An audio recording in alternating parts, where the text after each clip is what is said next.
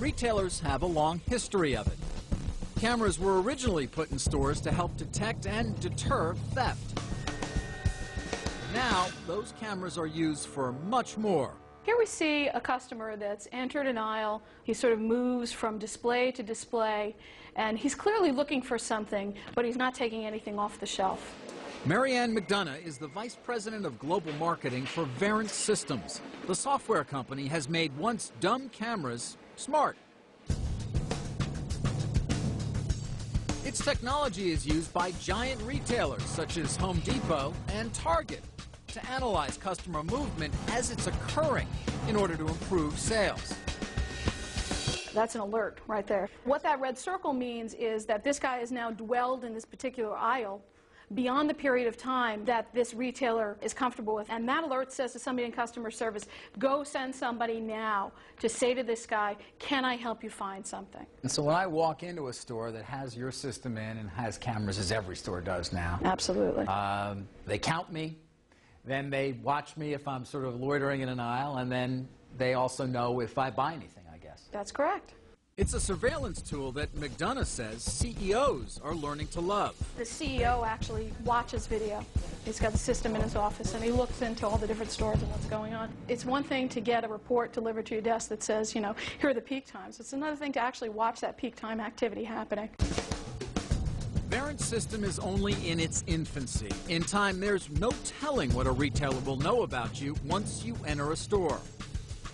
I would say the sky's the limit in terms of the amount of things that we can do, and the more we understand about behavior, the better the solutions get, and the more intelligence they'll provide to retailers over time. The retailers, do they draw a line in terms of how much they want to know about their customers' behavior? Are they concerned at all in terms of privacy or something like that? Our job as a vendor is to provide solutions for them to really do the things that they need to do, and it's up to our individual customers to sort of walk that line between, you know, transparency and privacy. As is often the case in the emerging surveillance society, law enforcement is a key beneficiary. Cameras using Verint technology at this Home Depot in Jacksonville, Florida, played a crucial role in the conviction of a suspected murderer. In November of 2003, Robert Snyder strangled and stabbed his girlfriend, Pamela Noble, to death. Noble was found buried in the woods near Snyder's trailer.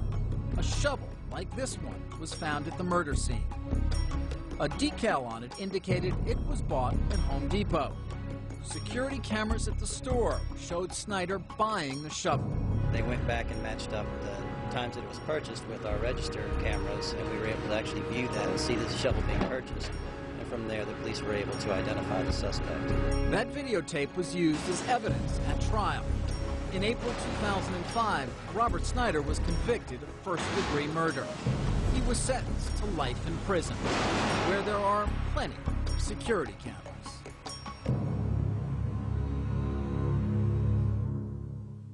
I had no idea who they were, why they existed, that they would know anything about me. Dr. Amanda Reeve, a Fresno, California OBGYN, had never heard of ChoicePoint, but ChoicePoint had heard of her. It's ChoicePoint's business to know about you. The company maintains a database that has information on virtually every U.S. citizen. Its trove of personal data, an estimated 17 billion records, includes phone numbers, addresses, credit reports, property records, bank accounts, insurance policies, and Social Security numbers. It sells this information to major corporations, nonprofit organizations, and the government.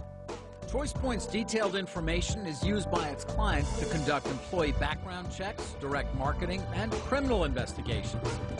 It's also valuable to thieves intent on stealing our identity. Dr. Reeve didn't know any of that on the day she first heard the name on the radio. Economic data out today showed double the... I heard a short piece of the news, something about this place called ChoicePoint. They had